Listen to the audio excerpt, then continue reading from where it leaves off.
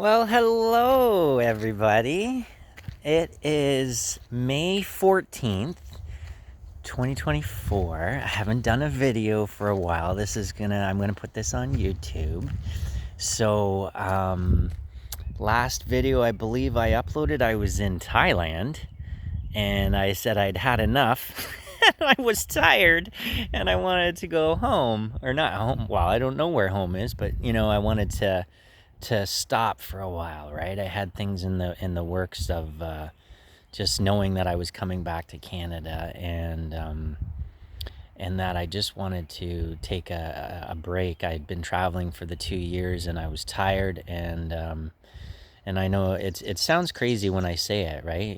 Traveling for 2 years, oh, terrible problem to have, that you're exhausted or tired and need to stop for a while. But actually, when I share that with people, they're like, yeah, I get it. If they've traveled, they understand. They're like, yeah, it can be exhausting, actually.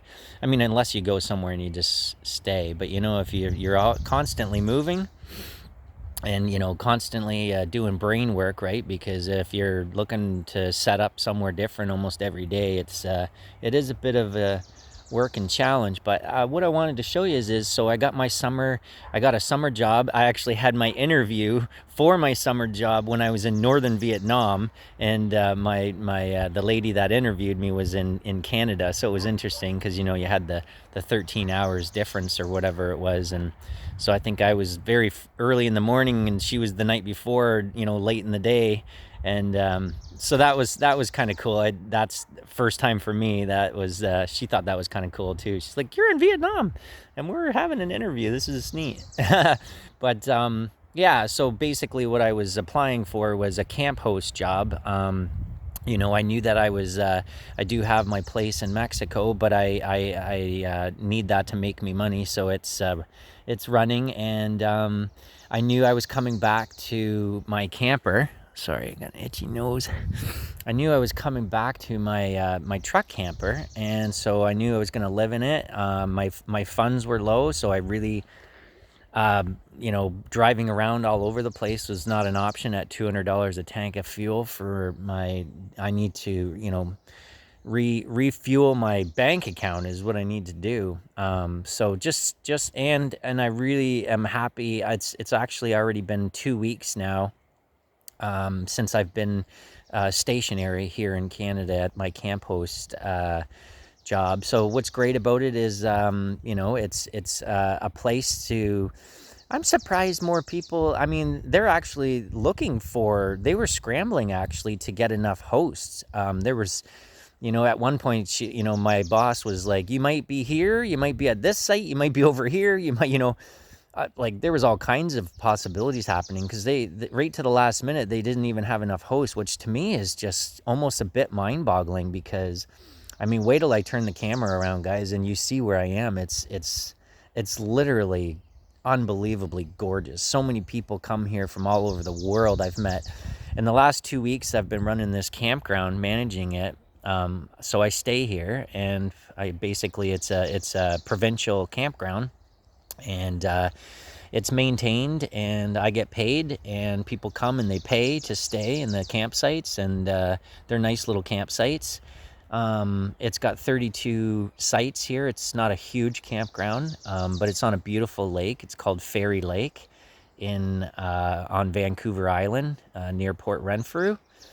And basically, in the 2 weeks now that we've been open here, I've probably had way more people from other countries: Netherlands, New Zealand, France, Germans, lots of Germans. Oh my goodness, if anybody's listening, you Germans, you're everywhere. It's amazing. I love it. And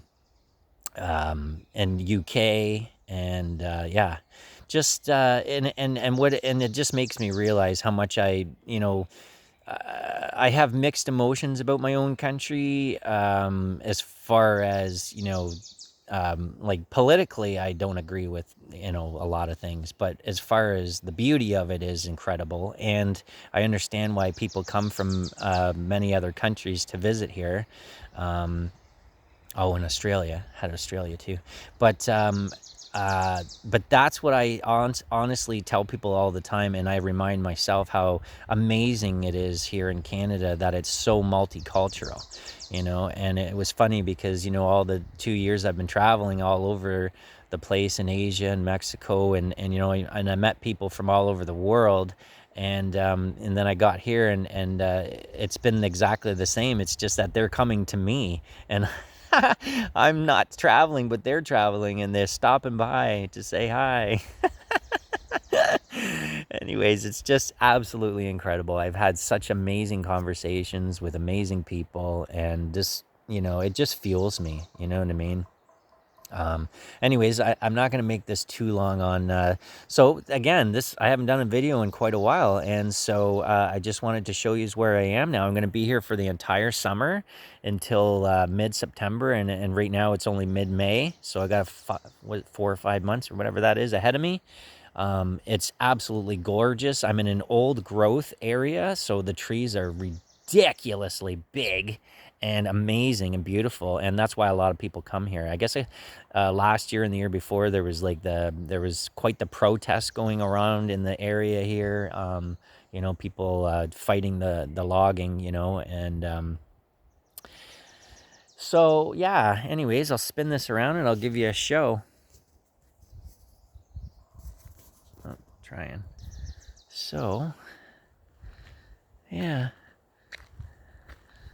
there's so just down here, I've already walked through half of the campsite, and then I got down to the lake here, and I was like, wow, I should make a video. Well, and like, we're about to hit a long weekend, and I have half the sites are reserved, like reservable, and half the sites are first come first serve. There's 32, so 16 are reservable and 16 are, that's one of my favorite sites there too. It's kind of private. They got their own little access almost to the beach here. There's a few gems in here. Anyways, this is, I love it. So I get the sun in the morning, from the east. That's east over there. And, so you kind of, you kind of lose it late afternoon, or, well, not so much late afternoon, but more so early evening. You kind of lose the sun down here at the beach.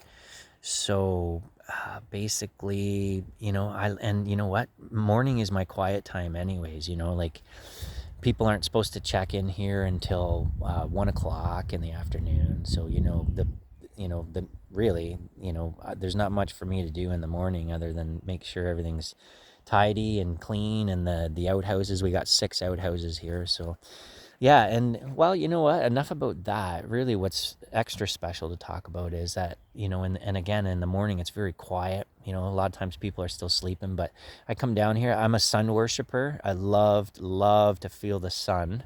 And so I really don't like the cold at all. And of course, my site, I'll show you if I'm still videoing when I get up there. But my host site where my truck is very shaded and treed, so I don't get much sun. And so, yeah, there's some beavers over there.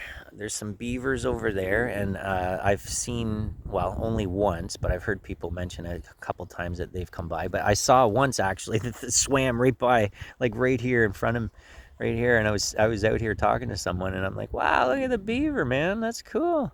Anyways, so I just sit here, and I close my eyes. I feel the sun. I listen to the birds. Actually, you might have even heard on video. You can hear a woodpecker in the distance.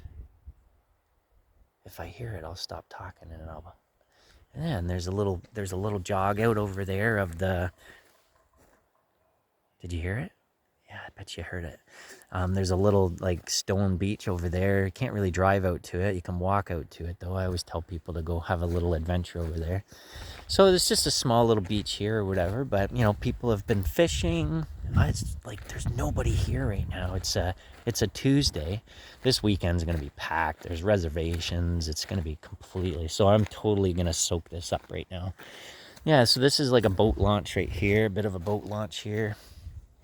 And yeah, this is another good site right here. This is a bit of a gem here, because they almost have a bit of they kind of have a bit of beach. Well, it's not really beach, but they got a little bit of access, pretty much all to themselves when they snag this site. There's a lot of That one's just a tiny site there.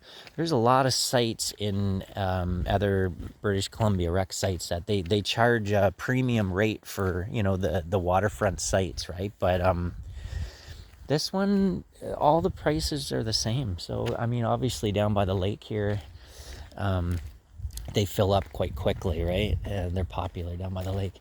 I didn't even show you on video, but we had an absolutely crazy, you know, here I am, first time hosting a campground, and I'm just learning everything. And, you know, a week being here, I had an insane fire, an RV fire, an RV burnt down. First and foremost, the main thing was nobody was hurt at all. There was no medical issues at all. You know, had a young woman from the site beside ran up, and, you know, it was like midnight, and she was yelling, and I'm sleeping in my way up, because my camper is way up at the top of the campground. But yeah, there's not much left of that. Look, it's toast. And it happened really fast. But yeah, so I raced down here, and first thing I did was like, where are the owners, you know? And they were standing back over there. They were standing over by that island there. And then of course, second was, you know, I'm like, the sites beside, you know, this site and that site over there. I'm like, where are you guys, you know? And so once I knew everybody was out and away and safe, it was literally not much else we could do. You know, we called 911 or the fire department and just wait, you know, and by the time they got here, most of it was pretty, you know, they put it out, but most of it was over, you know. It was a lot of explosions, which was, you know, kind of scary. I guess not scary. I mean, it just was what it was, you know, and everyone was firing off back. But yeah, propane exploded, tires exploded, a gas tank or whatever exploded. Oh yeah, there's a hatchery out there in this lake, so they raise the fish,